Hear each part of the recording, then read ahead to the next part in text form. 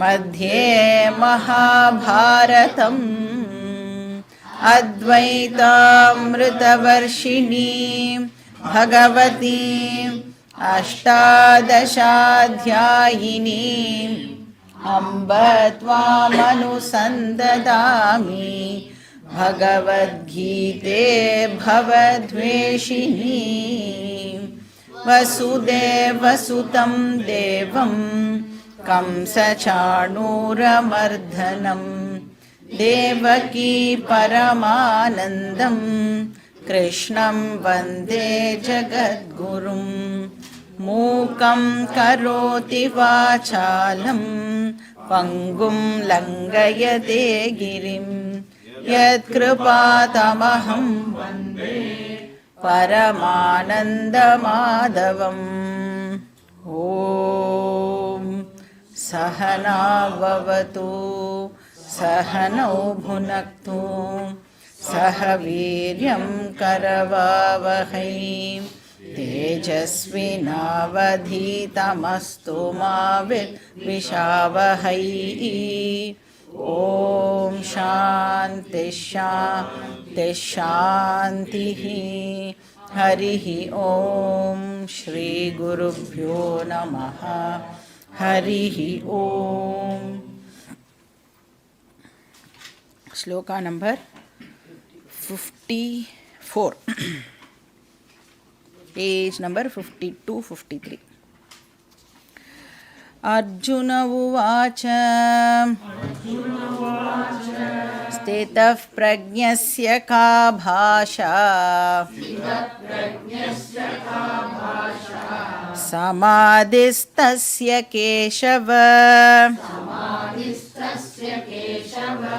स्थितधि किं प्रभाषेत किमासीत व्रजेत किम्। श्री भगवानुवाच प्रजहाति यदा कामान् सर्वान् पार्थमनोगतान्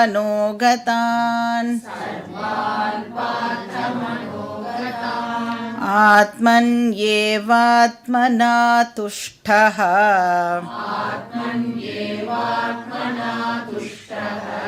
स्थितः प्रज्ञस्तदोच्यते।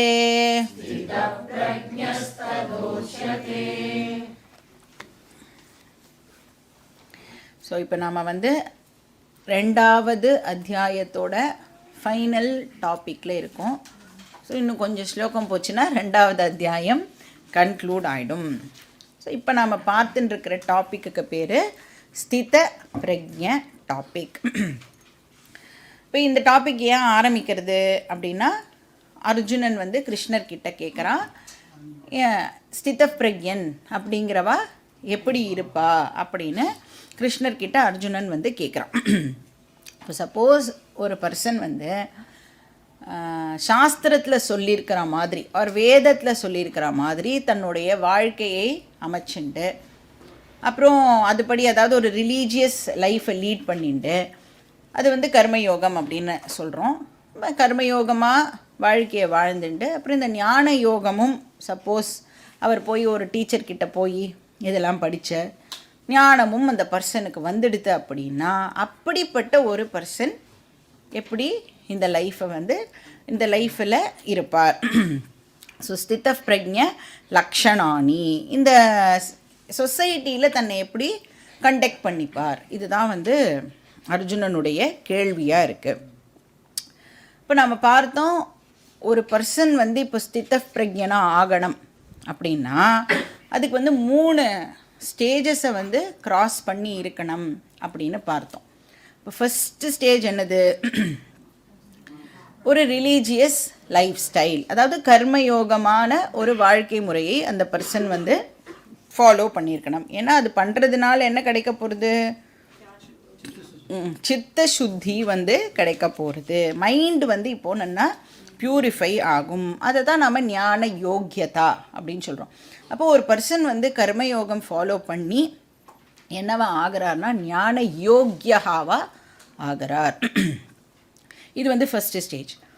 அதுக்கப்புறம் என்ன பண்ணணும், அந்த பர்சன் இப்போது வெறும் கர்மயோகம் பண்ணி விட்டுடலாமா அப்படின்னா கர்மயோகம் பண்ணுறதே வேஸ்ட்டாக போயிடும். கர்மயோகமே எதுக்கு பண்ணணும், ஞான யோகத்துக்கு போகிறதுக்காக தான் இந்த கர்மயோகமே பண்ணணும் இல்லையா. அப்போது அந்த பர்சன் வந்து ஒரு இந்த மாதிரி systematic study of scriptures for a length of time under a teacher பண்ணினார் அப்படின்னு சொன்னால் என்ன ஸ்கிரிப்சர்ஸ் படிக்கணும், வேதாந்தா ஸ்கிரிப்சர்ஸை படிக்கணும். அப்படி படித்தாதான் அந்த பர்சன் இப்போ அந்த ஞான யோக்கியா அப்படிங்கிற பர்சன் இப்போ என்னவா மாறுவார் அப்படின்னா பிராக்ஞகாவா அந்த பர்சன் இப்போது ஆகிறார். ஸோ ஃபஸ்ட்டு ஸ்டேஜ் ஞான யோக்கியதா, ரெண்டாவது ஸ்டேஜ் டீச்சர்கிட்ட படிக்கிறது மூலமாக அந்த ஞானமானது ஏற்படுறது. அதனால் அந்த பர்சன் இப்போ பிராக்ஞகாவாக ஆகிறார். பிராக்ஞகா ஆர் ஞானி அப்படின்னு அந்த பர்சனை நாம் வந்து சொல்லலாம். ஸோ பிராக்ஞா ஸ்டேட்டஸ் மட்டும் போருமா, வெறுமா ஞானம் மட்டும் வந்தால் போருமா அப்படின்னா அது மட்டும் போராது. ஏன் அப்படின்னா இப்போ இந்த அறிவு வந்து எங்கே இருக்கும் அப்படின்னா வெறும் புத்தியில், நம்மளுடைய இன்டலெக்டில் எங்கேயோ ஒரு மூளையில் இந்த அறிவானது இருக்கும். அப்போ மூணாவது ஸ்டேஜ் என்ன அப்படின்னா இந்த இன்டெலெக்சுவல் நாலெட்ஜை இப்போ என்னவா மாற்றணும், இமோஷனல் ஸ்ட்ரெங்க்த்தாக இப்போ அந்த நாலெட்ஜை நாம் கன்வெர்ட் பண்ணணும். ஏன், அது மாட்டுக்கு நாலெட்ஜ் தானே, நாலெட்ஜாக இருந்துட்டு போட்டோமே, எதுக்கு அதை இமோஷனல் ஸ்ட்ரெங்க்த்தாக இப்போ மாற்றணும். அதுக்கு என்ன பார்த்தோம், நம்ம எவ்ரிடே டிரான்சாக்ஷன்லாம் பண்ணுறோம்ல, பேசுகிறோம், சிரிக்கிறோம், அழறோம், நிறைய பேரோட விவகாரங்கள்லாம் பண்ணுறோம். அப்படி எல்லாம் பண்ணும் பொழுது நம்மளுடைய எந்த பர்சனாலிட்டி இன்டராக்ட் பண்ணுறது, இமோஷனல் பர்சனாலிட்டி தான் இன்டராக்ஷனில் முக்காவாசி நேரம் வேலை பண்ணுறது அப்படின்னு சொல்லலாம். ஒவ்வொரு சிச்சுவேஷனும் நடக்கிறதுல நம்மளுக்கு அந்த சிச்சுவேஷன் எல்லாம் நடக்கும் பொழுது எந்த பர்சனாலிட்டி அஃபெக்ட் ஆகிறது, நம்மளுடைய எமோஷனல் பர்சனாலிட்டி தான் அஃபெக்ட் ஆகிறது. ஸோ அதனால தான் பாதி நேரம் நமக்கு கோபம், இல்லைனா இரிட்டேஷன், இல்லைனா ஒரு சலிப்பு, இதெல்லாம் ஏன் ஏற்படுறது அப்படின்னா முக்காவாசி நேரம் நம்ம மனசாலேயே தான் அடுத்தவாளோட டிரான்சாக்ட் பண்ணிட்டு இருக்கும். ஒன்றுமே வேண்டாம். எக்ஸாம்பிளுக்கு இப்போ வந்து கிளாஸுக்கே வரேன்னு வச்சுக்கோங்களேன். இப்போ நீங்கள் வந்து வெரி ஒபீடியண்ட் ஸ்டூடெண்ட், சரியா, கிளாஸ் வந்து 5 மணிக்கு அப்படின்னா நீங்கள் வந்து 4:45 வந்துடுவேன். 4:45 4:50க்கெலாம் நீங்கள் வந்து உங்களோட ஒரு பிளேஸ் ஒன்று இருக்கும்ல உங்களுக்குன்னு பிடிச்சி வச்சுட்டுருக்கீங்களா, ஆளுக்கு ஒரு பிளேஸு, அந்த மாதிரி ஒரு பிளேஸில் இப்போ சப்போஸ் நீங்கள் உட்காந்துட்டேன்னு வச்சுக்கோங்க, லேட்டாக ஒருத்தர் வரா, எல்லாம் தியான ஸ்லோகம்லாம் சொன்னதுக்கப்புறம் வரான்னு வச்சுக்கோங்க. அவள் வந்து இப்போ இந்த இடத்துல உங்களுக்கு முன்னாடி நேராக வந்து குடுன்னு உட்காரான்னு வச்சுக்கோங்க. இப்போ என்ன ஆகும், நமக்கு நம்ம வந்து நன்னா இந்த இடம் காலியாக இருக்குது, இதை நான் ரொம்ப நாளாக உட்காந்துட்டுருக்கேன் அப்படின்னு சொல்லிவிட்டு நம்ம வந்து இங்கே ஒரு பிளேஸை போட்டு வச்சா லேட்டாகவும் வந்துட்டு நம்மக்கிட்ட பர்மிஷன்லாமும் கேட்காம ஒரு பர்சன் நம்மளுக்கு முன்னாடி வந்து இப்போ உட்காந்தா அப்படின்னா இப்போ என்ன ஆகிடும், மறைக்கும். அதனால என்ன ஆகும், கேட்கலாமே, பார்க்கலன்னா என்ன, கேட்கலாமே, ஆனால் கேட்க முடியாது, கிளாஸு கட்டு, அதுக்கு லேட்டாகவே வந்திருக்கலாம். அப்போ என்ன ஆகுறது, அந்த நேரத்தில் நம்மளோட இமோஷனல் பர்சனாலிட்டி வந்து அட்டாக் ஆகிடுறது. அப்போது புத்தியை கொஞ்சம் யூஸ் பண்ணால் கூட சரி பாவம் அவளுக்கு என்ன கஷ்டமோ, ஆனால் பாவம் நம்மள மாதிரி அவளும் கிளாஸ் கேட்க வந்திருக்கா, என்ன தெரியல அவளுக்கு கேட்டுட்டு உட்காரணும்னு தெரியல, இப்படியெல்லாம் யோசிக்க மாட்டோம். என்ன நினப்போம், என்ன திமிரு இருந்தால் இந்த பர்சன் வந்து நான் எவ்வளோ நேரத்துக்கு முன்னாடியே வந்து உட்காந்துட்டுருக்கேன், இவள் கிளாஸ்லாம் ஆரம்பிச்சுட்டு லேட்டாக வந்துட்டு என்ன கிளாஸ் கேட்க விடாமல் வந்து தடுக்கிறா. கிளாஸ் கேட்குறதும் கேட்காததும் இப்போ யார் கையில் இருக்குது, என் கையில் தான் இருக்குது. அப்போ நான் மட்டும் கொஞ்சம் புத்தியை யூஸ் பண்ணிட்டேன்னா எல்லா பிரச்சனையும் என்னால் சால்வ் பண்ண முடியும். ஆனால் மோஸ்ட் ஆஃப் த டைம் நாம் வந்து மனசை மட்டுமே யூஸ் பண்ணுறதுனால ஸோ இந்த எமோஷனல் பர்சனாலிட்டியை இப்போ நாம் வந்து ஸ்ட்ரெங்தன் பண்ண வேண்டியதாக இருக்குது. எப்போ மனசு வந்து எப்போ ஸ்ட்ராங் ஆகும்? அதுக்கு வந்து அறிவு மூலமாக தான் மனசை வந்து நம்மளால் ஸ்ட்ரெங்தன் பண்ண முடியும். அப்போ அந்த நாலெட்ஜை நாம் வந்து இப்போது இமோஷ்னல் ஸ்ட்ரெங்க்த்தாக கன்வெர்ட் பண்ணணும்.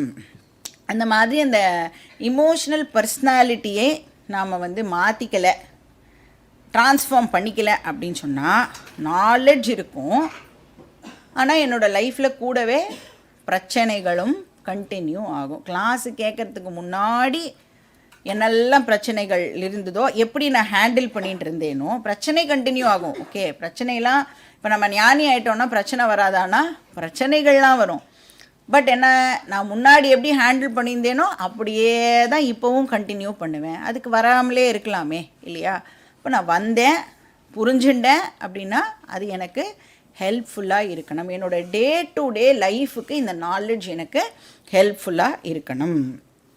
ஸோ அந்த கன்வர்ஷனுக்கு இப்போ நாம் கொஞ்சம் டைமை ஸ்பெண்ட் பண்ணணும். பிராக்ஞா டு ஸ்தித பிரக்ஞாவாக அந்த பர்சன் ஆகணும். பிரக்ஞா டு ஸ்தித பிரக்ஞா. பிராக்ஞா அப்படின்னா அறிவுன்னு அர்த்தம், பிரக்ஞா அப்படின்னா ஞானின்னு அர்த்தம். ஸோ பிரக்ஞா டு ஸ்தித பிரக்ஞா அப்படின்னா இப்போது இந்த ஹோல் பர்சனாலிட்டியே இப்போ என்ன ஆகணும் அப்படின்னா இந்த நாலெட்ஜ்லேயே ஊறி போயிருக்கணும். அதனால தான் என்ன சொல்லுவான்னா, இந்த குலோப் ஜாமுன் மாதிரி இந்த ரசத்தில் ஊறிண்டே இருக்கிறதுனால குலோப் ஜாமுனோட எந்த பீஸ் எடுத்து சாப்பிட்டாலும் எப்படி இருக்கும், அது ஸ்வீட்டாகவே இருக்கும் இல்லையா? அந்த மாதிரி இந்த அறிவு அப்படிங்கிற அந்த ஜீராவில் வந்து மொத்த பர்சனாலிட்டியையும் போட்டு நாம் ஊற வைக்கணும். அப்போ எந்த நிமிஷம் இந்த நாலேஜ் எனக்கு தேவைப்படுறதோ அப்போ அவைலபிளாக இருக்கணும் அப்படின்னா அதை வந்து இமோஷனல் ஸ்ட்ரெங்க்த்தாக கன்வெர்ட் பண்ணி இருந்தால் மட்டுமே முடியும். ஸோ எஸ்பெஷலி எனக்கு ப்ராப்ளம் என்னோடய லைஃப்பில் வந்து ஏதோ ஒரு க்ரைசிஸ் சுச்சுவேஷனில் நான் இருக்கேன் அப்படின்னா அப்போது இந்த நாலேஜ் நம்மளுக்கு டெஃபினட்டாக ஹெல்ப்ஃபுல்லாக இருக்கணும். அப்படி ஹெல்ப்ஃபுல்லாக இருக்கணும்னா இந்த பர்சன் ஸ்தித பிரக்ஞனாக இருந்தால் மட்டுமே அது வந்து சாத்தியப்படும். பிரச்சனையே இல்லை அப்படின்னா வேதாந்தமே வேண்டாமே இல்லையா? இப்போ க்ரைசிஸ் போது ஹெல்ப் பண்ணணும். ஸோ இந்த ப்ராசஸ் வந்து பிரக்ஞா டு ஸ்தித பிரக்ஞா, ஞானம் டு ஞான நிஷ்டா அப்படின்னு சொல்லலாம். இதுதான் வந்து 3வது ஸ்டேஜ். இப்படி யார் வந்து தன்னோட மைண்டை ப்யூரிஃபை பண்ணிட்டு நாலெட்ஜை அடைஞ்சு அந்த நாலெட்ஜை ஸ்திரமாக ஆக்கிறாளோ, நிஷ்டாவாக ஆக்கிறாளோ, அவளை வந்து ஸ்தித பிரக்ஞா அப்படின்னு சொல்கிறோம். ஆர் ஞான நிஷ்டா அப்படின்னு அந்த பர்சனை நாம் வந்து கூப்பிடலாம். ஆர் இன்னொரு பேர் என்ன அப்படின்னா ஜீவன் முக்தகா அப்படின்னும் அந்த பர்சனுக்கு பேரை கொடுக்கலாம். ஸோ எப்படி இருப்பா அப்படின்னா எந்த விதமான ப்ராப்ளம்ஸ்லேருந்தும் தன்னை வந்து இன்சுலேட் பண்ணிக்கிறதுக்கான கெப்பாசிட்டி இந்த பர்சனுக்கு இருக்கும். எப்படி வந்து இப்போ இந்த கரண்ட்டு ஷாக்குலேருந்துலாம் இன்சுலேட் பண்ணிக்கணுன்னா அந்த ரப்பர் க்ளவ் அதெல்லாம் போட்டுக்கிறோமோ அந்த மாதிரி இந்த பர்சனுக்கு என்ன இன்சுலேஷன் இருக்கும்னா ஞானம் அப்படிங்கிற இன்சுலேஷன் இந்த பர்சனை வந்து இம்யூனிட்டியை இந்த பர்சனுக்கு கொடுக்கும் அப்படின்னு சொல்லலாம். இந்த பர்சனுக்கு அந்த ஞானம் ஹெல்ப் பண்ணுறது. அப்போ அர்ஜுனனுக்கு வந்து இந்த மாதிரி இருக்கிற ஒரு பர்சன் தன்னை எப்படி இந்த சொசைட்டியில் கண்டக்ட் பண்ணிப்பார் அப்படிங்கிற டவுட் ஆனது வருது. அதுக்கு ஆன்சர் வந்து கிருஷ்ணர் 55வது ஸ்லோகத்திலேருந்து கொடுக்க ஆரம்பிக்கிறார். ஸோ ஃபஸ்ட்டு ஒரு ஸ்தித பிரக்ஞன் அப்படின்னா எப்படி இருப்பானா அவன்? ஆத்மன்யேவ ஆத்மனா துஷ்டஹா அப்படின்னு ஃபஸ்ட்டு டெஃபினிஷனை கொடுக்குறார். அப்புறம் ஞானி எந்த ஒரு எக்ஸ்டர்னல் ஃபேக்டரையும் டிபெண்ட் பண்ணி இருக்க மாட்டார் அப்படிங்கிறது அந்த ஆத்மன்யேவ ஆத்மனா துஷ்டஹா அப்படிங்கிறதுக்கான அர்த்தம். அகெயின் இங்கே டிபெண்டன்சி எதுவும் இருக்காது அப்படின்னு சொன்னால் ஃபிசிக்கல் டிபெண்டன்சியை மீன் பண்ணலை. ஃபிசிக்கலாக டெஃபினட்டாக இந்த உடம்போடு இருக்கிற வரைக்கும் யாரையாவது எதுக்காவது நாம் டிபெண்ட் பண்ணி தான் ஆகணும். அதை பற்றி இங்கே கிருஷ்ணர் சொல்லலை. ஆனால் என்ன டிபெண்டன்சி இது? இமோஷனல் டிபெண்டன்சி இருக்காது. தன்கிட்டேயே தானாகவே சந்தோஷமாக இருப்பார் அப்படின்னு அர்த்தம். இப்போ வந்து ஒரு பர்சனுக்கு வந்து கால் ஃப்ராக்சர் ஆகிடுது அப்படின்னு சொன்னால் அந்த பர்சன் வந்து இப்போது நடக்க ஆரம்பிக்கிறார் அப்படின்னா அந்த வாக்கரை பிடிச்சிட்டு நடக்க ஆரம்பிப்பார் இல்லையா? எவ்வளோ காலத்துக்கு வாக்கரையே பிடிச்சின்னு நடப்பார்? அந்த காலுக்கு ஸ்ட்ரென்த் வர வரைக்கும் வாக்கரை பிடிச்சி நடப்பார். சப்போஸ் காலுக்கு ஸ்ட்ரென்த் வந்துடுதுன்னா வாக்கரோடு நடக்கிறது ரொம்ப கஷ்டமாக இருக்கும் இல்லையா? அதனால் இந்த வாக்கரை வந்து ரிமூவ் பண்ணிவிடுவார். ஸோ நேச்சுரலாகவே வந்து அந்த வாக்கரை வந்து ட்ராப் பண்ணிவிடுவார். ஸோ இந்த இடத்துல வந்து காம அப்படின்னு பார்த்தோம் இல்லையா? சர்வ காம தியாகா பிரஜஹாதி யதா காமான் சர்வான் பார்த்த மனோகதான் சர்வான் காமான் பிரஜஹாதி. அப்போ இந்த இடத்துல வந்து காம அப்படின்னு சொன்னால் இமோஷனல் வாக்கர் அப்படின்னு நாம் அண்டர்ஸ்டாண்ட் பண்ணிக்கணும். இப்போ நமக்கு வந்து வீடு அப்படிங்கிறது டெஃபினட்டாக ஒரு இமோஷனல் வாக்கர். அதுக்கப்புறம் வந்து ஆஃபீஸ் போனோம் அப்படின்னா ஆஃபீஸ் வந்து ஒரு இமோஷ்னல் வாக்கர். காலேஜில் படிக்கிறோன்னா காலேஜ் வந்து ஒரு இமோஷ்னல் வாக்கர். ஒவ்வொரு நேரத்தில் நாம் என்ன பண்ணுறோம், ஒவ்வொரு வாக்கரை பிடிச்சிட்டு தான் நம்மளோட லைஃப்பில் வந்து டிரான்சாக்ஷன் எல்லாம் பண்ணிட்டுருக்கோம். ஒன்ஸ் எனக்கு வந்து இமோஷ்னல் ஸ்ட்ரென்த் வந்துடுது அப்படின்னா, இந்த நாலேஜை நான் வந்து இமோஷ்னல் ஸ்ட்ரென்த்தாக கன்வெர்ட் பண்ணிட்டேன் அப்படின்னு சொன்னால், இந்த இமோஷனல் வாக்கர்ஸ் எல்லாம் இல்லாமலேயே என்னால் வந்து டிரான்சாக்ட் பண்ண முடியும். பூரணத்துவம் வந்துடுது அப்படின்னு சொன்னால் காமத்தியாகா நேச்சுரலாக நமக்கு நடக்கும். இப்போ இது வந்து ஞானியோடைய ஒரு ட்ரேட். சர்வான் காமான் பிரஜஹாதி. காம அப்படின்னு சொன்னால் என்ன மாதிரியான காமன ஆசை இல்லையா? என்ன விதமான ஆசை அப்படின்னா, நம்ம மனசை போட்டு அரிச்சுட்டே இருக்கும்ல ஒரு ஆசை. இது வந்து எனக்கு நடக்கலைன்னா என்னால் வந்து என் லைஃப்பில் ஏதோ அச்சீவ் பண்ணாத மாதிரியே இருக்கும் அப்படியெல்லாம் ஒரு ஆசை இருக்கும்ல, அந்த மாதிரி ஆசைகள் எல்லாம் ஞானிக்கு இருக்காது. அதான் எங்கே போனாலும் துரத்தாமல் பின்னாடியே வருமே, அந்த மாதிரி ஆசைகள் எல்லாம் ஞானிக்கு இருக்காது. தொந்தரவு பண்ணிகிட்டே இருக்கிற ஆசை இருக்காது. இப்போ ஞானி வந்து ஆசையை நிறைவேற்றிக்கிறதுக்கு எஃபர்ட் எல்லாம் போட்டு பயங்கரமாக ட்ரைலாம் பண்ணி எத்தனை வாட்டி ட்ரை பண்ணாலும் ஃபெயிலியர் தான், அதனால இந்த ஆசையை துறந்தேன் போ அப்படின்னு எல்லாம் ஞானி எந்த ஆசையையும் ட்ராப் பண்ணுறது இல்லை. அப்போ எதனால் ட்ராப் பண்ணுறார்? Out of maturity, out of knowledge. இப்போ ஃபஸ்ட்டு டெஃபினிஷன் வந்து ஆத்மன்யேவ ஆத்மனா துஷ்டஹா அப்படின்னா யார் வந்து இமோஷனலி இண்டிபெண்ட்டாக இருக்காளோ அவளை நாம் வந்து ஸ்திதஃப் பிரஜ்ஞா அப்படின்னு சொல்கிறோம். ரெண்டாவது வந்து பிரஜஹாதி சர்வான் காமான் அப்படின்னா ஆசை அற்றவர். லிட்ரலாக ட்ரான்ஸ்லேட் பண்ணணும்னா பிரஜஹாதினா ட்ராப் பண்ணுறதுன்னு அர்த்தம். சர்வான் காமான்னா எல்லா காமங்களையும் ட்ராப் பண்ணுறவர் அப்படின்னு அர்த்தம். இப்போ இந்த இடத்துல வந்து எல்லா காமங்கள் ஒரு எல்லா ஆசைகள் அப்படிங்கிறத நாம் வந்து ப்ராப்பராக அண்டர்ஸ்டாண்ட் பண்ணிக்கணும். ஏன்னா சாஸ்திரத்தில் 2 விதமான ஆசை பற்றி சொல்லப்படுறது. ஆசையிலேயே வந்து 2 வகையான ஆசை இருக்குது. ஒன்று வந்து அலவுடு டிசையர். இப்போ நமக்கு உடம்புல கொலஸ்ட்ரால் இருந்ததுன்னு வச்சுக்கோங்க, அந்த எல்டிஎல் ஹெச்டிஎல் அப்படின்னு 2 பிரிப்பா தெரியுமா? ஒன்று வந்து குட் கொலஸ்ட்ரால், ஒன்று வந்து பேட் கொலஸ்ட்ரால். அது என்ன கொலஸ்ட்ரால்லே குட் கொலஸ்ட்ரால் பேட் கொலஸ்ட்ரால், அந்த மாதிரி எல்டிஎல் வந்து பேட் கொலஸ்ட்ரால், ஹெச்டிஎல் வந்து குட் கொலஸ்ட்ரால். அந்த மாதிரி குட் ஆசை பேட் ஆசை அப்படின்னு சாஸ்திரம் வந்து ஆசையையே வந்து 2 பிரிக்கிறது. அதாவது குட் ஆசை அப்படின்னா அலவுடு, இது இந்த ஆசைகளெல்லாம் வந்து நமக்கு ஆசைப்படலாம் அப்படின்னு அனுமதி கொடுக்கறது. அப்போ எதெல்லாம் அலவுடு அப்படின்னு தெரிஞ்சிடுதுன்னா நாம் வந்து எக்கச்சக்கமாக ஆசைப்பட்டு அந்த ஆசைகளெல்லாம் நாம் வந்து இப்போ நிறைவேற்றிக்கலாம். அப்போ எதெல்லாம் அலவுடு அப்படின்னு எப்படி தெரிஞ்சுக்கிறது அப்படின்னா அதுக்கும் சாஸ்திரம் வந்து நமக்கு கைடு பண்ணுறது. அந்த ஆசை வந்து ஒரு 3 கண்டிஷனை சாட்டிஸ்ஃபை பண்ணிது அப்படின்னா அதெல்லாம் அலவுடு டிசையர்ஸ். 2 விதமான ஆசை இருக்குது, ஒன்று அலவுடு ஒன்று நாட் அலவுடு. அந்த அலவுடுன்றது தெரிஞ்சுக்கிறதுக்கு 3 கண்டிஷன்ஸை சாஸ்திரம் வந்து கொடுக்கறது. அந்த 3 கண்டிஷனையும் சாட்டிஸ்ஃபை பண்ணிடுதுன்னா நாம் வந்து அந்த ஆசையை வந்து படலாம், நிறைவேற்றிக்கலாம். என்னது ஃபஸ்ட்டு கண்டிஷன்? அந்த ஆசை லெஜிட்டிமேட் டிசையராக இருக்கணும். அப்படின்னா தார்மீகமான ஆசையாக அது இருக்கணும். அதர்மமாலாம் நாம் ஆசைப்படக்கூடாது. இப்போ தார்மிக் டிசையர் அப்படின்னா, ஃபார் எக்ஸாம்பிள், இப்போ எனக்கு ஒரு குழந்தை இருக்குது அப்படின்னா அந்த குழந்தைய நான் நல்ல விதமாக வளர்க்கணும் அப்படின்னு ஆசைப்படுறதுல தப்பே கிடையாது. அது வந்து ரொம்ப ரொம்ப தார்மீகமான ஆசை. குட் பேரண்ட்டாக நான் இருக்கணும் அப்படின்னு ஆசைப்படுறது வந்து தார்மீகமான ஆசை.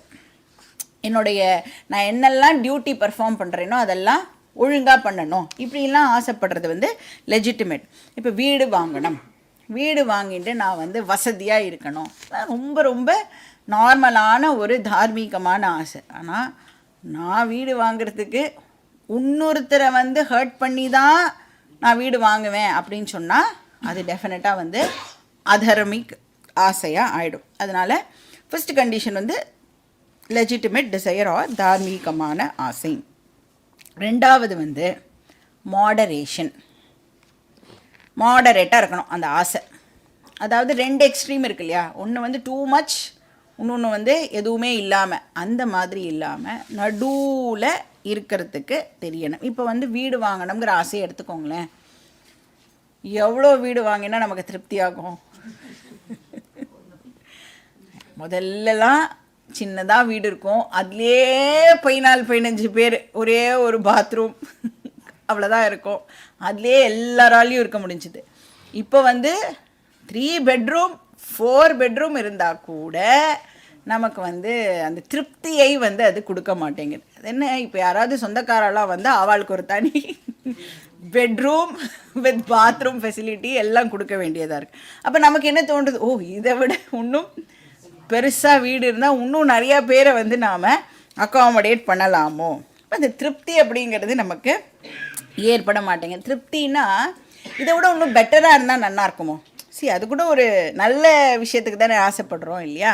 இப்போ இதை விட இன்னும் பெட்டராக இருக்கலாம் அப்படின்னு நமக்கு தோன்றுறது. அப்போ என்ன ஆகிடும், ஏன் வந்து இது தப்புன்னு சொல்கிறது சாஸ்திரம், இதை விட பெட்டர் இதை விட பெட்டர் அப்படின்னு நீ போயிட்டே இருந்தேன்னா எப்போ நீ வந்து இந்த மாதிரி விஷயங்களுக்கெல்லாம் காது கொடுப்ப? இப்போ வீடு வந்து 3 பெட்ரூம் வீடு வச்சுட்டு இருக்கோம், நிறைய சொந்தக்காரா இருக்கா, 3 பெட்ரூம் பத்த மாட்டேங்கிறது. இமீடியட்டாக நமக்கு வந்து ஒரு 4 பெட்ரூம் வீட்டுக்கு போனால் நல்லாயிருக்கும், சரி வேறு எங்கேயாவது பார்க்கலாம் அப்படின்னா இப்போ என்ன பண்ண ஆரம்பிச்சிடுவோம், நம்மளோட எனர்ஜி முழுக்க இப்போ 4 பெட்ரூம் வீடு தேடுறதுல போயிடும். கிளாஸு அது இதெல்லாம் வந்து நம்மளுக்கு ஞாபகமே வராது. சாஸ்திரம் சொல்கிறது, நீ எவ்வளோ பெரிய ஆளாக இருந்தாலும், எவ்வளோ பிஸி பர்சனாக இருந்தாலும், நீ பிரைம் மினிஸ்டராக கூட இரு, நீ யாராக இருந்தாலும் சாஸ்திரம் படிக்கிறதுக்கு நீனு டெஃபினட்டாக டைமை ஒதுக்கியே ஆகணும் அப்படின்னு சொல்கிறது. இப்போ இது படிக்கிறதுக்கு நமக்கு நேரம் கிடைக்கணும் அப்படின்னு சொன்னால் நம்மளோட ஆசைகளெல்லாம் மாடரேட் பண்ணினால் மட்டுமே நம்மளால் வந்து இந்த மாதிரி விஷயங்களுக்கு டைமை கொடுக்க முடியும். அப்போ இந்த மாதிரி விஷயங்கள்னால் எய்தர் நாம் வந்து இந்த மாதிரி கிளாஸ் அட்டென்ட் பண்ணுறது, இல்லைனா கிளாஸை ரிவைஸ் பண்ணுறது, நோட்ஸை திருப்பி எடுத்து பார்க்குறது, நோட்ஸ் எழுதுறது, சத்சங்கத்தில் இருக்கிறது. இந்த மாதிரி நீங்கள் வந்து சத்சங்கத்திலையே இருந்தேன்னா, சத்சங்கம்னா என்ன மாதிரி சத்சங்கம், கிளாஸ் ரிலேட்டட் சத்சங்கத்தில் இருந்தேள் அப்படின்னா இந்த மாதிரி விஷயங்களையே மறுபடியும் நமக்கு வந்து சிந்திக்கிறதுக்கு ஈஸியாக இருக்கும். வேறு ஏதோ ஒரு சத்சங்கம்னா அங்கே டோட்டலி டிஃப்ரெண்ட் டாப்பிக்காக இருக்கும், அங்கே போய்டும் நம்ம மனசு. ஆல்ரெடி மனசு வந்து ரெடியாக இருக்குது, எப்படா எஸ்கேப் ஆகலாம், இதெல்லாம் ரொம்ப கஷ்டமாக இருக்கே, இந்த ஞானம்லாம் நமக்கு ஒத்து வராது போல இருக்கே அப்படின்னால மனசு எங்கேயோ போய்டும். எப்பயுமே ரொம்ப ரொம்ப கேர்ஃபுல்லாக அந்த மனசை வந்து கொஞ்ச காலம் வரைக்கும், இப்போ இங்கே என்ன படிக்கிறோம் அப்படிங்கிற ஒரு கிரிப்பு கிடைக்கிற வரைக்கும் மனசை வந்து அந்த செடியெல்லாம் வளர்ப்பாள்ல, அந்த மாடெல்லாம் சாப்பிடக்கூடாது அப்படின்னு சொல்லிட்டு ஒரு வேலியெலாம் போட்டு, அந்த மாதிரி நாமளே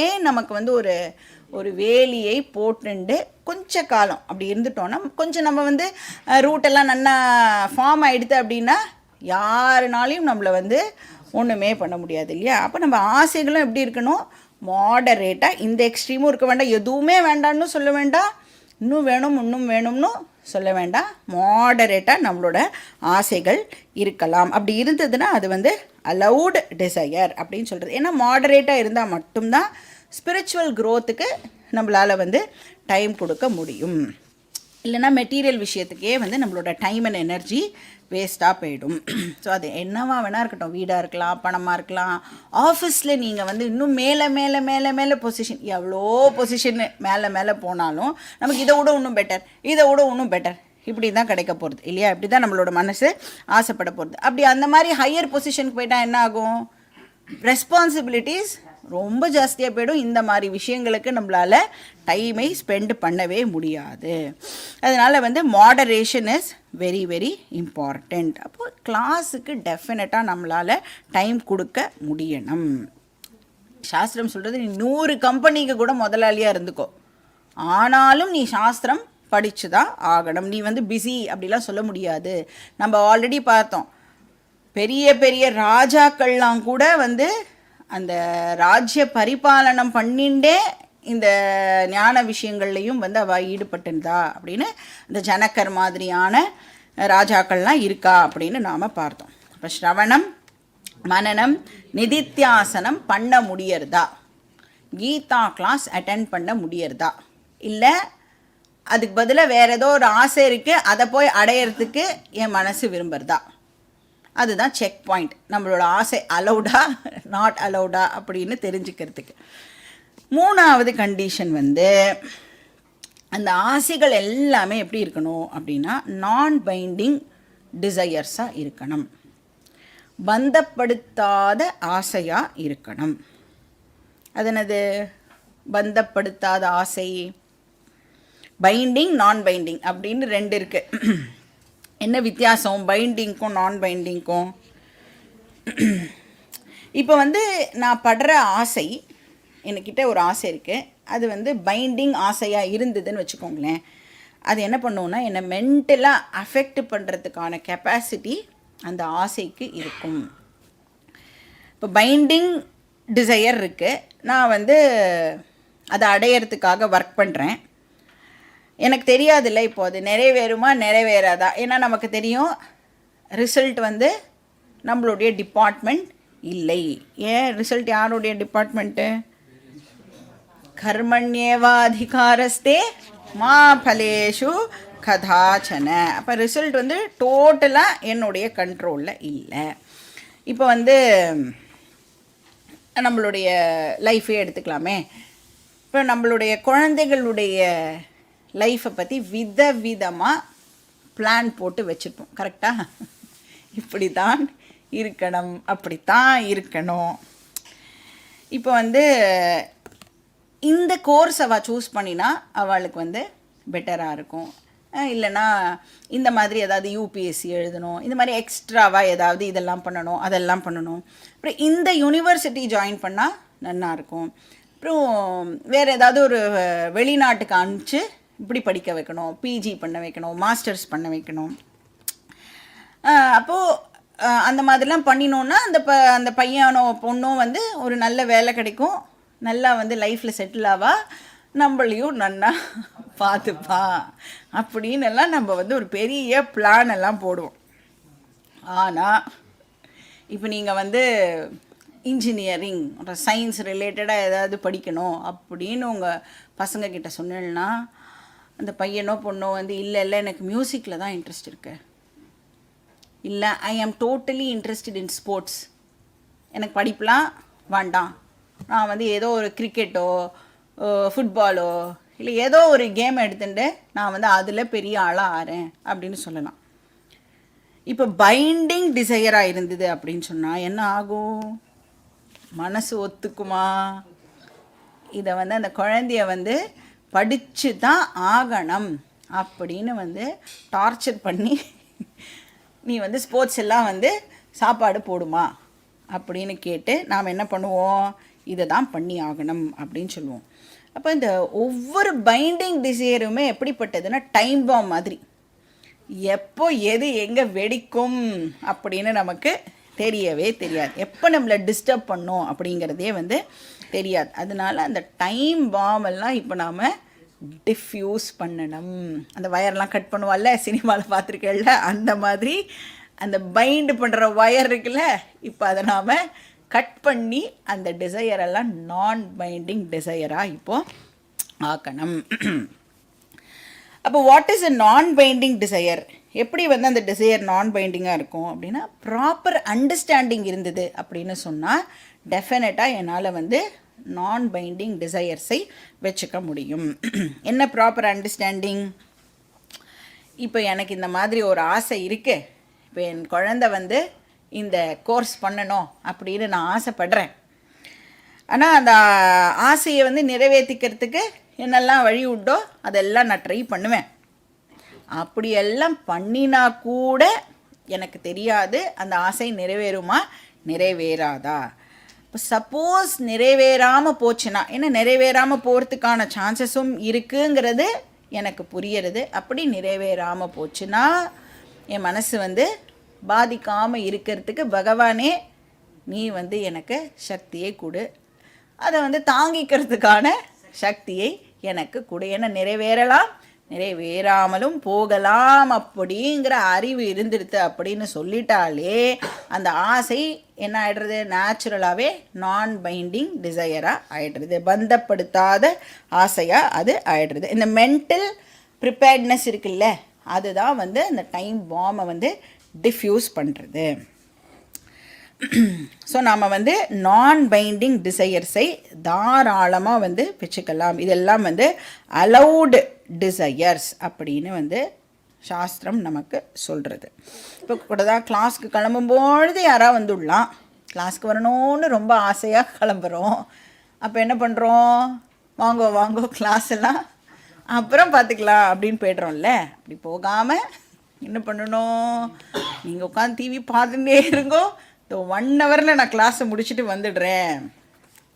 ஸோ பைண்டிங் டிசையர்ஸ் இருக்கக்கூடாது, நான் பைண்டிங் டிசையர்ஸாக நாம் வந்து மாற்றிக்கிறதுக்கு கற்றுக்கணும். ஸோ இந்த மாதிரி காமா இருக்கு இல்லையா, இந்த மாதிரி டிசையர்ஸை சாஸ்திரம் வந்து சுத்த காமா அப்படின்னு அதுக்கு பேர் கொடுக்குற. இப்போ 3 கண்டிஷன்ஸையும் சாட்டிஸ்ஃபை பண்ணுற டிசையரை சுத்த காமா அப்படின்னு சொல்கிறோம். என்ன 3 கண்டிஷன்? தார்மீகமான ஆசை, மாடரேட்டான ஆசை, நான் பைண்டிங் ஆசை. இந்த 3 கண்டிஷனையும் சாட்டிஸ்ஃபை பண்ணிட்டுனா அது சுத்த காமா. இப்போ வந்து சங்கராச்சாரியாரை எடுத்துட்டோன்னு வச்சுக்கோங்களேன். இப்போ சங்கராச்சாரியாருக்கு கூட தான் ஆசை இருந்தது. என்ன ஆசை இருந்தது? இந்த மாதிரி பகவத்கீதாவுக்கு பாஷ்யம் எழுதணும் அப்படிங்கிற ஆசை இருந்தது. அப்போ இதை நம்ம பாஷ்யம் பண்ணினோம் அப்படின்னா இதுக்கு கமெண்ட்ரி கொடுத்தா இது படிக்கிறது மூலமாக நிறைய பேருக்கு வந்து பலனானது கிடைக்க போகிறது அப்படின்னு ஒரு ஆசை இருந்ததுனால தானே அவர் வந்து எழுதினார். அந்த ஆசை எப்படிப்பட்ட ஆசை?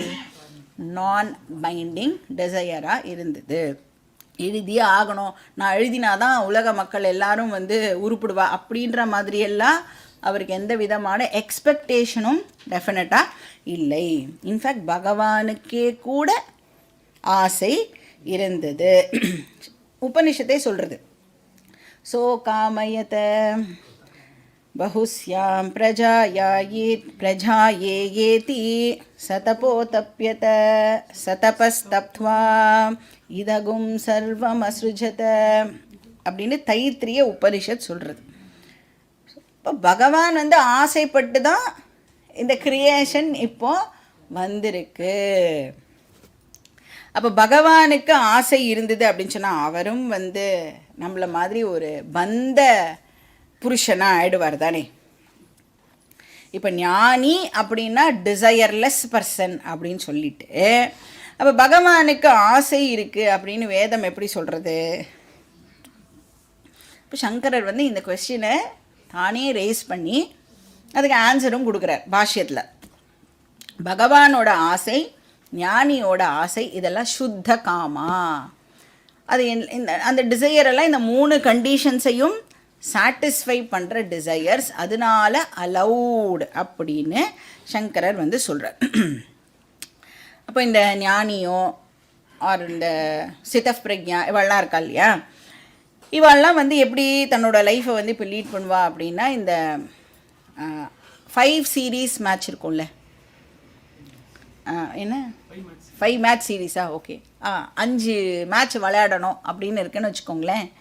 அதில் வந்து அவள் ஆல்ரெடி வந்து 3ல் ஜெயிச்சிருப்பா. இப்போ பாக்கி 2 விளையாடணுமா வேண்டாமா? எப்படி விளையாடுவா? 4வது 5வதையும் ஜாலியாக விளையாடுவா. ஏன்னா ஆல்ரெடி வின்னு, ஆல்ரெடி சக்ஸஸ் முடிஞ்சு போச்சு. அப்போ எப்படி விளையாடுவா? ஜாலியாக விளையாடுவா. அந்த மாதிரி தான் ஞானி தன்னோட லைஃபை லீட் பண்ண. எல்லா டிரான்சாக்ஷனுமே எப்படின்னா அந்த 5 மேட்ச் மாதிரி 3 மேட்ச்சில் ஆல்ரெடி வின்னு. வந்தால் வராட்டா போகிறது. 4வது மேட்ச்சு வின் பண்ணாலும் ஓகே, வின் பண்ணலைனாலும் ஓகே. சரி 3 மேட்ச்சு தான் ஜெயிச்சாச்சே, அதனால் எதாவது காமா சோமான்னு விளையாடுவாளானா காமா சோமான்னு விளையாட மாட்டா. ஏன்னா அதுலேயே ரெக்கார்டெல்லாம் பிரேக் பண்ணணுமே. இதுக்கு முன்னாடி நான் இவ்வளோ ரன்ஸ் எடுத்திருக்கேன் அப்படின்னா இன்னும் கொஞ்சம் கூட ரன்ஸை இன்க்ரீஸ் பண்ணுறதுக்கான சான்சஸும் இருக்கு இல்லையா. அப்போ அதையும் பெட்டராக இன்னும் எப்படி பண்ணுறது அப்படிங்கிறதையும் பார்ப்பா. ஜெயிச்சா ஓகே, ஜெயிக்கலைனாலும் நோ ப்ராப்ளம். ஸோ ஆத்மன்யேவ ஆத்மனா துஷ்டா. எக்ஸ்டர்னல் ஃபேக்டர்ஸை பேஸ் பண்ணி நான் இல்லை, இமோஷனலி ஐ ஆம் இண்டிபெண்ட். ஸோ இதுதான் ஒரு ஞானியுடைய ட்ரெய்ட். அப்போ ஒரு ஞானியுடைய ஹோல் லைஃபே அந்த 4th மேட்ச் மாதிரி தான் இருக்கும். பிரஜஹாதி யதா காமான். இப்போ அசுத்த காமாவை ஞானி ட்ராப் பண்ணிடுவார். நேச்சுரலாகவே அந்த அசுத்த காமா ஞானியை விட்டு போயிடும்.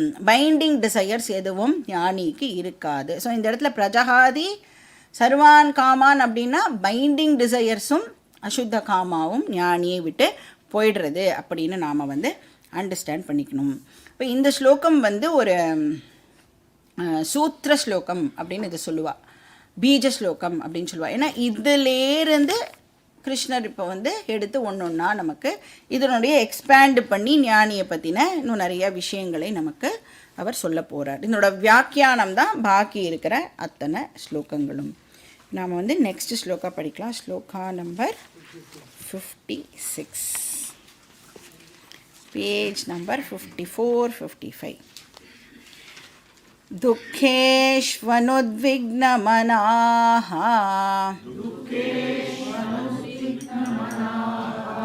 சுகேஷு விகதஸ்பிருஹः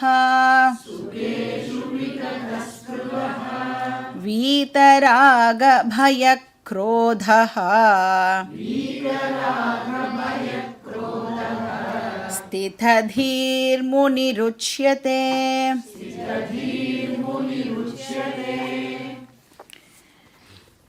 ஸோ எப்படி ஞானி தன்னோட லைஃப்பில் ஏற்படுற ஈவெண்ட்ஸுக்கெல்லாம் ரெஸ்பாண்ட் பண்ணுவார். அதுவும் எஸ்பெஷலி கஷ்டமான சிச்சுவேஷன் வந்தது அப்படின்னு சொன்னால் ஞானி அவருடைய ரெஸ்பான்ஸ் எப்படி இருக்கும். அப்போ இதுலேருந்து என்ன கிளியராக தெரியுது? ஞானிக்கும் கஷ்டமான சிச்சுவேஷன்ஸ் வாழ்க்கையில் வரும்.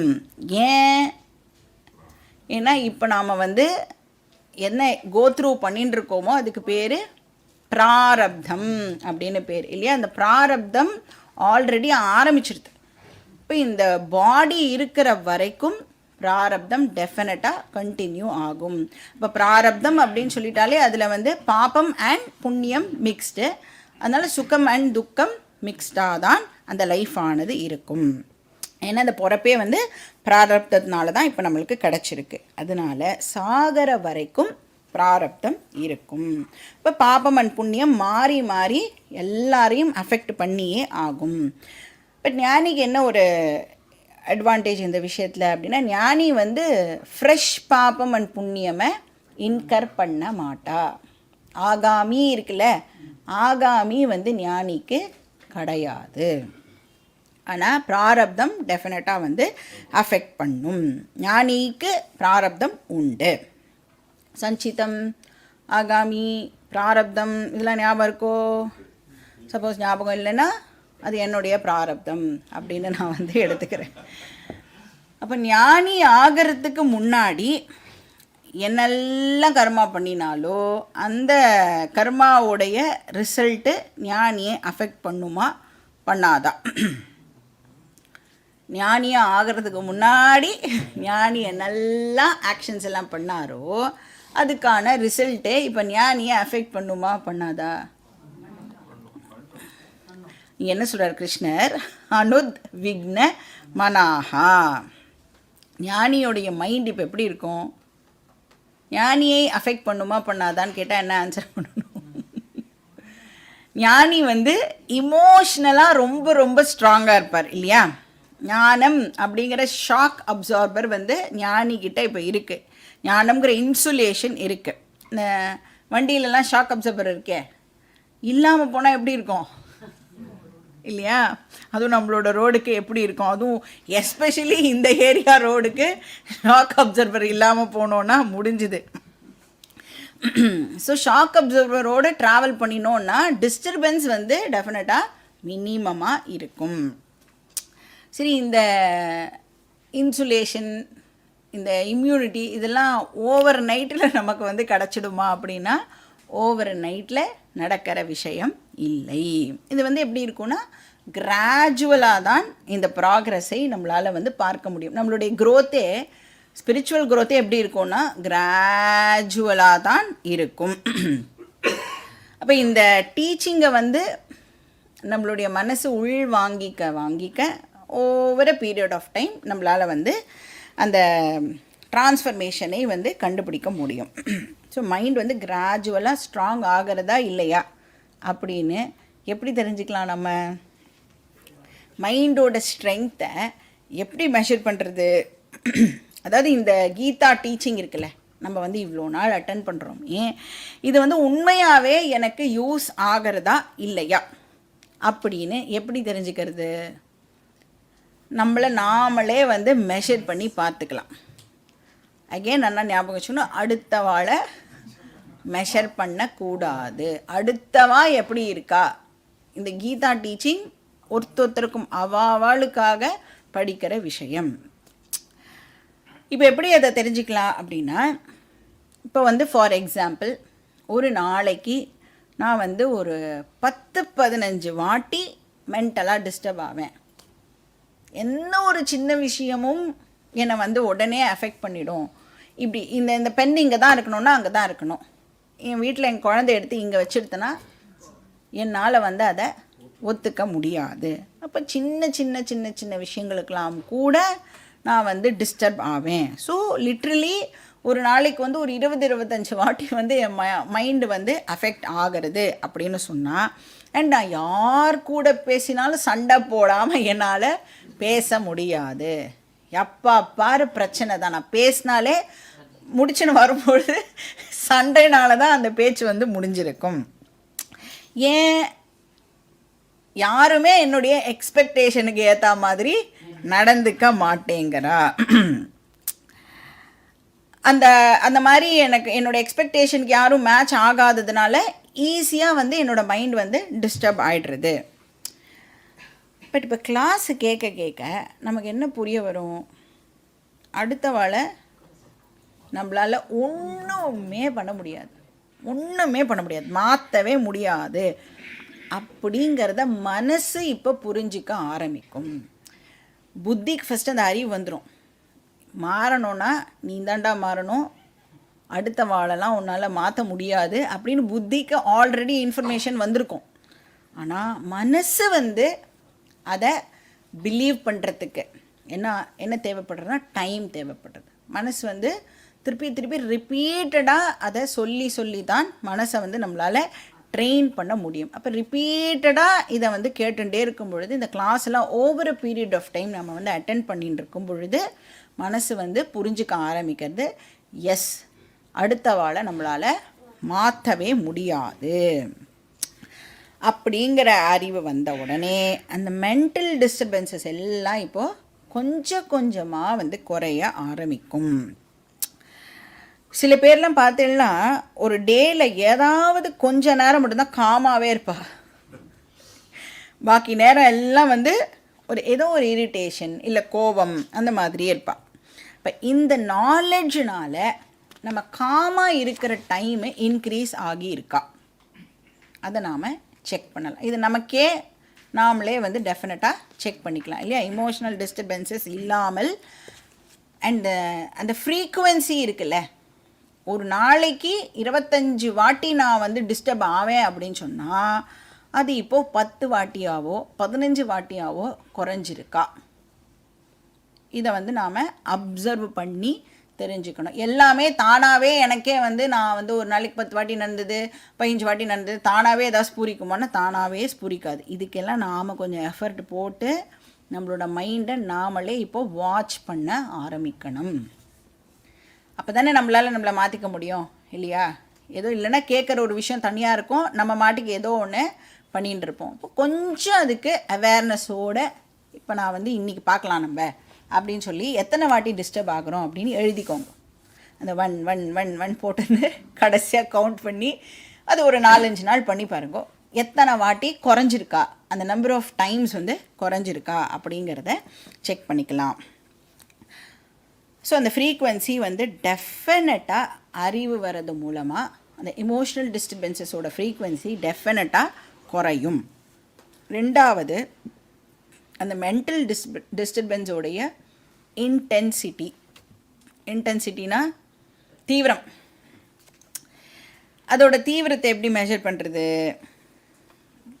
இப்போ சப்போஸ் மனசு பாதிச்சிருக்குன்னு வச்சுக்கோங்களேன். இப்போது அந்த பாதிப்புடைய தீவிரம் கம்மியாக இருந்தது அப்படின்னு சொன்னால் அது என்ன பண்ணுவோன்னா லைட்டாக ஒரு டிஸ்டர்பன்ஸை க்ரியேட் பண்ணி விட்டுட்டு போயிடும். சும்மா ஒரு லைட்டாக ஒரு சலசலப்பு அதோடு போயிடும். சப்போஸ் அதனுடைய தீவிரம் வந்து ஜாஸ்தியாக இருக்குது அப்படின்னு சொன்னால் அது இப்போ எப்படி எது மூலமாக நான் எக்ஸ்ப்ரெஸ் பண்ணுவேன்? வாக் மூலமாக நான் வந்து இப்போது அதை எக்ஸ்ப்ரெஸ் பண்ணுவேன். அப்போது மனசுலேருந்து ஓவர்ஃப்ளோ ஆகி இப்போது என்னுடைய வாய் வழியாக அந்த டிஸ்டர்பன்ஸு வெளியில் வருது. வாக்குன்னா நம்மளுடைய பேச்சு. நம்மளோட மனசு வந்து பாதிக்கப்பட்டிருக்கு அப்படிங்கிறத நாம் பேசுகிற பேச்சை வச்சு ஈஸியாக நம்மளால் கண்டுபிடிக்க முடியும். இப்போ நீங்கள் வந்து காமாக இருக்கேன்னு வச்சுக்கோங்களேன், வீட்டில் வந்து ஒருத்தர் வந்து புலம்பின்ண்டே இருக்கா அப்படின்னா நமக்கு தெரியும்ல, பாவம் ஏதோ வந்து அவளோட மைண்டு வந்து இப்போது அஃபெக்ட் ஆகிருக்கு, அதனால தான் அந்த மாதிரி பேசுகிறா. சரி கொஞ்சம் நேரம் கழித்து நம்ம வந்து அவளுக்கு சமாதானம் சொல்லுவோம். கொஞ்சம் அப்படிலாம் நம்ம பரிதாபம்லாம் படுறோம்ல. அப்போது என்ன ஆகுறது? அந்த மென்டல் டிஸ்டர்பன்ஸ் வந்து வாக்கு மூலமாக இப்போது ஓவர்ஃப்ளோ ஆகுறது. அதனால தான் அவள் என்ன பண்ணுவாள், தெரியாமலேயே அந்த அடுத்தவளை ஹர்ட் பண்ணுற மாதிரியான வேர்ட்ஸ் எல்லாம் வந்து யூஸ் பண்ணுவாள். ஏன் நாம் மென்டலாக டிஸ்டர்ப் ஆகியிருக்கோன்னு வச்சுக்கோங்க, ரொம்ப ஜாஸ்தியாக இருந்ததுன்னா அடுத்தவளை ஹர்ட் பண்ணுற மாதிரியான வார்த்தைகள் எல்லாம் கூட தெரியாமல் நாம் யூஸ் பண்ணுவோம். கத்துறது அதெல்லாம் நடக்கும். ஸோ மனசு டு வாக் ஓவர்ஃப்ளோ. இதை விட இன்னும் இன்டென்சிட்டி சப்போஸ் ஜாஸ்தியாக இருக்குது அப்படின்னு சொன்னால் என்ன ஆகும்? வாக்கு இந்திரியம்லேருந்து இப்போ அது எங்கே ஓவர்ஃப்ளோ ஆகும் அப்படின்னா உடம்பு முழுக்க ஓவர்ஃப்ளோ ஆகும். அப்போ தான் அந்த உடம்பெல்லாம் நடுங்க ஆரம்பிக்கிறது, வேர்த்து கொட்ட ஆரம்பிக்கிறது. இதெல்லாம் யாருக்கும் நடந்தது? எங்கள் கீதாவில் யாருக்கு நடந்தது? சீதந்தி மமகாத்ராணி முகம் ச பரிசுஷ்யதி வேபதுஷ்ச ஷரீரே மே ரோமஹர்ஷஸ்ச ஜாயத்தேன்னு சொல்கிறான் கிருஷ்ணா. என்னோட உடம்பெல்லாம் நடுங்கிறது, நாக்கெல்லாம் உலர்ந்து போயிடுத்து, என்னால் வந்து காண்டிபத்தை தூக்கிற சக்தி கூட என்னுடைய கைக்கு இப்போ இல்லை.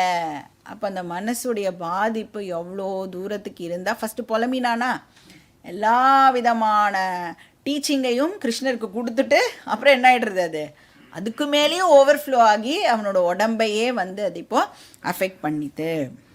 அப்போ இன்டென்சிட்டி கம்மியாக இருந்ததுன்னா, இமோஷ்னல் டிஸ்டர்பன்ஸோடைய இன்டென்சிட்டி கம்மியாக இருந்ததுன்னா அது வெறும் மனசை மட்டும் பாதிக்கிறது.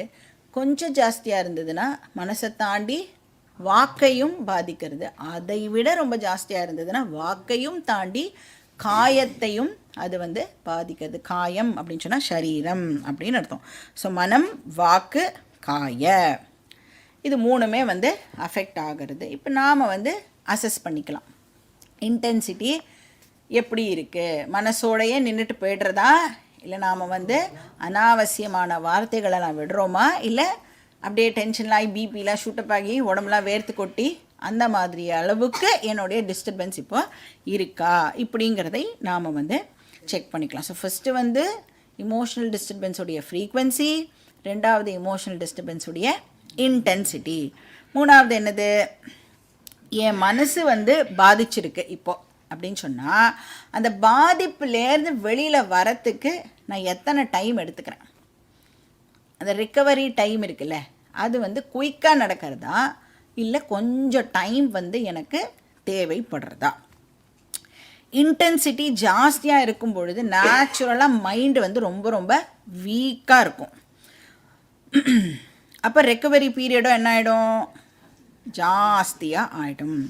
ஒரு ஹோல் டே வந்து அந்த விஷயத்தினால அப்செட் ஆகி என்னால் எதுவுமே பண்ண முடியாமல் போயிடும். சில பேர்லாம் இருக்காவெல்லாம் ஹோல் வீக் எடுத்துப்பா, ஒரு விஷயம் வந்து அஃபெக்ட் பண்ணிடுது. இன்னும் சில பிரகஸ்பதிகள்லாம் இருக்காவா 1 month, ஒரு சின்ன விஷயமா இருக்கும், அது போட்டு பெருசாக வந்து இது பண்ணிட்டு என்னால் வந்து ஒன்றுமே பண்ண முடியல, வேறு எதையுமே என்னால் திங்க் பண்ண முடியல அப்படின்னு 1 மாதம் எடுத்துப்பா. அப்போ இந்த ரிக்கவரி பீரியட் குறைய ஆரம்பிக்கணும். அது குறைய ஆரம்பிச்சதுன்னா நமக்கு ஸ்பிரிச்சுவல் க்ரோத் இருக்குது, க்ரோத் இன்க்ரீஸ் ஆகிருக்கு அப்படின்னு நாம் வந்து தெரிஞ்சுக்கலாம். ஸோ மைண்டு வந்து ஸ்ட்ராங்காக ஆகிறது அப்படின்னு அர்த்தம். ரிக்கவரி பீரியட் கம்மி ஆக ஆக மென்டல் ஸ்ட்ரென்த்து இன்க்ரீஸ் ஆகிறது அப்படின்னு அர்த்தம். அப்போ இந்த 3மே வந்து குறையிறதா அப்படிங்கிறத நமக்கு நாமே செக் பண்ணி பார்த்துக்கலாம். ஸோ இதை வந்து என்ன சொல்லுவா அப்படின்னா FIR அப்படின்னு சொல்லுவாள். FIR ரிடக்ஷன், ஈஸியாக ஞாபகம் வச்சுக்கிறதுக்காக. ஜென்ரலாக FIRனால் ஞாபகம் இருக்கும்ல நமக்கு, ஃபஸ்ட்டு இன்ஃபர்மேஷன் ரிப்போர்ட். வேதாந்தத்தில் வாட் இஸ் FIR? இமோஷ்னல் டிஸ்டர்பன்சஸோட ஃப்ரீக்வன்சி, இமோஷ்னல் டிஸ்டர்பன்சஸோட இன்டென்சிட்டி, இமோஷ்னல் டிஸ்டர்பன்சஸோட ரெக்கவரி டைம், இந்த 3மே வந்து கம்மியாக ஆகணும். ஸோ FIR ரிடக்ஷன் நடக்கிறதா அப்படிங்கிறத நமக்கு நாமே செக் பண்ணி பார்த்துக்கலாம். இப்போ அந்த ஞானி அப்படிங்கிற பர்சனுக்கு மைண்ட் எப்படி இருக்கும்? Very very strong. அதனால் எப்படி இருப்பார்? துக்கேஷு அனுத்விக்ன மனாஹா. துக்கேஷு அப்படின்னா அந்த கஷ்டமான சூழ்நிலையில் எப்படி இருப்பார் அவர்? எந்த விதமான இமோஷ்னல் டிஸ்டர்பன்ஸும் இல்லாமல் ஞானியால் இருக்க முடியும். அனுத்விக்ன மனாஹானா டிஸ்டர்பன்சஸ் இருக்காது, மனசில் டிஸ்டர்பன்சஸ் இருக்காது. சரி, சுகேஷு சுகமான சூழ்நிலையில் விகத ஸ்பிருஹா எக்ஸைட்டும் ஆக மாட்டார். இந்த எக்ஸைட்மெண்ட் இருக்குல்ல, இது வந்து பாசிட்டிவும் இருக்குது நெகட்டிவும் இருக்குது. இந்த எக்ஸைட்மெண்ட்டில் ஒரு பர்சன் வந்து எலெக்ஷனில் நின்னாராம். எத்தனை வாட்டி நின்னார்னா 27 வாட்டி எலெக்ஷனில் வந்து கான்டெஸ்ட் பண்ணியிருக்கார் அந்த பர்சன். 27 வாட்டியும் தோற்று போயிட்டார். 28வது வாட்டி ஜெயிச்சுட்டார். அந்த எக்ஸைட்மெண்ட் தாங்காமல் பர்சன் செத்தே போயிட்டார். இது வந்து நிஜமாலே நடந்தது. இப்போ வேதாந்தம் சொல்கிறது positive excitement or negative excitement ரெண்டுமே வந்து கெடுதல், நாட் ஹெல்தி அப்படின்னு சொல்கிறோம். அப்போ ஞானி எப்படி இருப்பார்? சுகேஷு விகதஸ்பிருஹா துக்கேஷு அனுத்விக்ன மனாஹா. எந்த சிச்சுவேஷனாக இருந்தாலும் தன்னுடைய நிலையை மறக்காமல் இருப்பார். He is not carried away. விகதஸ்பிருஹா, ஸோ பேலன்ஸ்டாக இருப்பார். வீதராக பயக்ரோதா. வீத அப்படின்னு சொன்னால் ஃப்ரீ ஃப்ரம் அப்படின்னு அர்த்தம். ரஹித அது இல்லாமல் இருக்கிறதுன்னு அர்த்தம். என்னெல்லாம் இல்லாமல் இருக்கும் ஞானிக்கு? ராக பய குரோத. ராகங்கிற வார்த்தையை நம்ம எங்கேயா கேட்டிருக்கோமா? ராகனா அட்டாச்மெண்ட். ஃபர்ஸ்ட் சாப்டரில் பார்த்தோம். சம்சாரத்துடைய டெஃபினிஷனை பார்க்கும் பொழுது ராக சோக மோக அப்படின்னு பார்த்தோம்ல. இங்கே வந்து ராக அப்படின்னோடனே டிசம்பர் சீசன்னு கல்யாணி காம்போச்சின்லாம் நினச்சிட்டு இருக்கக்கூடாது. ராக அப்படின்னா அட்டாச்மெண்ட். அப்போ ஞானிக்கு அட்டாச்மெண்ட் இருக்காது. அட்டாச்மெண்ட் ஏன் ஏற்படுறது ஜென்ரலாக? Very good. டிபெண்டன்ஸ் இருக்கிறதுனால தான் அட்டாச்மெண்ட் ஆனது ஏற்படுறது. அப்போ மைண்டு வந்து வீக்காக இருக்கிறதுனால ஒரு பொருள் மேலே டிபெண்டன்சி க்ரியேட் பண்ணி அதனால நம்மளுக்கு அட்டாச்மெண்ட் ஆனது ஏற்படுறது. ஸோ இப்போ டிபெண்டன்ஸை பேஸ் பண்ணி ஞானி எதனோடையும் வந்து டிபெண்டன்சியை வச்சுக்கவே மாட்டார். அதனால் அவருக்கு பற்று அப்படிங்கிறது இருக்காது. பற்று அப்படின்னு இருந்ததுன்னா நேச்சுரலாக என்னவும் கூட இருக்கும் அப்படின்னா எதிர்பார்ப்பும் டெஃபினட்டாக. அட்டாச்மெண்ட் இருந்ததுன்னா டெஃபினட்டாக எக்ஸ்பெக்டேஷன் இருக்கும். அதனால் வந்து இந்த அட்டாச்மெண்ட் அப்படிங்கிறதே வந்து ஒரு செல்ஃப் சென்டர்டு விஷயம். எனக்கு அட்டாச்மெண்ட் இருக்குது, அதனால் நான் வந்து இன்னொருத்தர்கிட்டேருந்து ஒரு ஸ்பெசிஃபிக் திங்கை நான் வந்து எக்ஸ்பெக்ட் பண்ணுவேன். இதே லவ் இருந்ததுன்னு வச்சுக்கோங்க, அட்டாச்மெண்ட் இல்லாமல் லவ் இருந்தது அப்படின்னு சொன்னால், ஒரு ஸ்ட்ராங் மைண்டு தன்னோட ஸ்ட்ரென்த்தை எப்படி எக்ஸ்ப்ரெஸ் பண்ணும் அப்படின்னா லவ்வாக எக்ஸ்ப்ரெஸ் பண்ணும். ஒரு வீக் மைண்டு வீக்னஸ் எப்படி எக்ஸ்ப்ரெஸ் பண்ணுன்னா அட்டாச்மெண்ட்டாக எக்ஸ்ப்ரெஸ் பண்ணும். இதுதான் டிஃப்ரென்ஸு அட்டாச்மெண்ட்டுக்கும் லவ்வுக்கும். அப்போ அட்டாச்மெண்ட் செல்ஃப் சென்ட்ரிக்காக இருக்கும், லவ் வந்து செல்ஃப்லெஸ்ஸாக இருக்கும். இப்போ லவ்வில் வந்து எக்ஸ்பெக்டேஷன் எல்லாம் எதுவும் இருக்காது, அட்டாச்மெண்ட்டில் எக்ஸ்பெக்டேஷன் இருக்கும். இப்போ லவ் வந்து எப்படி ஏற்படுறது அப்படின்னா, இவாளுக்கு என்னால் என்ன பண்ண முடியும், இவாளுக்கு நான் என்ன கான்ட்ரிபியூட் பண்ண முடியும் அப்படிங்கிறதுனால இந்த லவ் ஆனது ஏற்படுறது. அட்டாச்மெண்ட் எதனால் ஏற்படுறது, இவா கிட்டேந்து எனக்கு என்ன கிடைக்கும். அது நம்ம பசங்களாக கூட இருக்கட்டுமே, பசங்கக்கிட்டேருந்து என்ன எதிர்பார்ப்போம், பசங்க மூலமாக எனக்கு சொசைட்டியில் நல்ல பேர் இருக்கணும், பசங்க மூலமாக எனக்கு சொசைட்டியில் ஒரு ஸ்டேட்டஸ் ஆனது இருக்கணும், உங்களை மாதிரி ஒரு பேரண்ட்ஸ் உண்டா அப்படின்னு யாரை வச்சு சொல்லுவான், பசங்களை வச்சு தான் சொல்லுவா இல்லையா. அப்போ அதுக்கு பேர் என்னது, அட்டாச்மெண்ட். இப்படியெல்லாம் எதிர்பார்ப்பு இருந்ததுன்னா நாம் நம்ம பசங்க மேலே வச்சுருக்கிறதுக்கு பேர் அட்டாச்மெண்ட் அப்படின்னு அர்த்தம். அதனால இந்த அட்டாச்மெண்ட் இருந்தது அப்படின்னு சொன்னால் நேச்சுரலாக நான் என்ன பண்ணுவேன், அந்த எக்ஸ்பெக்டேஷனும் கூட இருக்கு இல்லையா, அந்த எக்ஸ்பெக்டேஷனுக்கு ஏற்ற மாதிரி 100% நடந்துக்கணும் அப்படின்னு அவளை கண்ட்ரோல் பண்ணுறதுக்கும் நாம் வந்து ட்ரை பண்ணுவோம். அதனால தானே பசங்க வந்து இதுதான் பண்ணணும் அதுதான் பண்ணணும் இப்படி பண்ணினா தான் கரெக்ட் அப்படின்னு அந்த மாதிரி கண்ட்ரோலிங் வேலையெல்லாம் நாம் வந்து பண்ணுறோம். ஏன்னா அந்த கண்ட்ரோலே எதுக்கு பண்ணுறேன், என்னுடைய பெனிஃபிட்டுக்காக அந்த கண்ட்ரோலிங் வேலையெல்லாம் பண்ணுறேன். இப்போ அந்த பர்சனுக்கு நான் வந்து ஃப்ரீடம் கொடுக்க மாட்டேன். இதே லவ் அப்படின்னு சொன்னால், அன்பு அப்படின்னு சொன்னால் எனக்கு என்ன அண்டர்ஸ்டாண்டிங் இருக்கும், எல்லாருமே அதே ஃப்ரீடமை தானே எதிர்பார்க்குறா, நான் எப்படி ஃப்ரீயாக இருக்கணும்னு ஆசைப்படுறேனோ அந்த மாதிரி தானே என்னை சுற்றி இருக்கிற ஒரு பர்சனும் ஃப்ரீயாக இருக்கணும், I should not be controlled அப்படின்னு ஆசைப்படுவா. அதனால அவளுக்கு அந்த ஃப்ரீடமை நாம் கொடுக்கணும். இப்போ அட்டாச்மெண்ட்டில் கண்ட்ரோல் பண்ணுறதுக்கு நினைப்பா, லவ்வில் அந்த கண்ட்ரோலிங் விஷயம் இருக்காது, ஃப்ரீடமை கொடுப்பா. அதனால் பூஜ்ய சுவாமிஜி பியூட்டிஃபுல்லாக ஒரு சேயிங் சொல்கிறார், to the extent you give freedom to others to be what they are, to that extent you are free அப்படின்னு சொல்கிறார். பாக்கி டீட்டெயில்ஸ் நம்ம நெக்ஸ்ட் கிளாஸ்லேயே பார்க்கலாம். ஓம் பூர்ணமதః பூர்ணமிதம் பூர்ணாத் பூர்ணமுதச்யதே பூர்ணஸ்ய பூர்ணமாதாய பூர்ணமேவாவசிஷ்யதே. ஓம் சாந்தி சாந்தி சாந்தி. ஹரிஹி ஓம் ஸ்ரீ குருப்யோ நமः. ஹரிஹி ஓம்.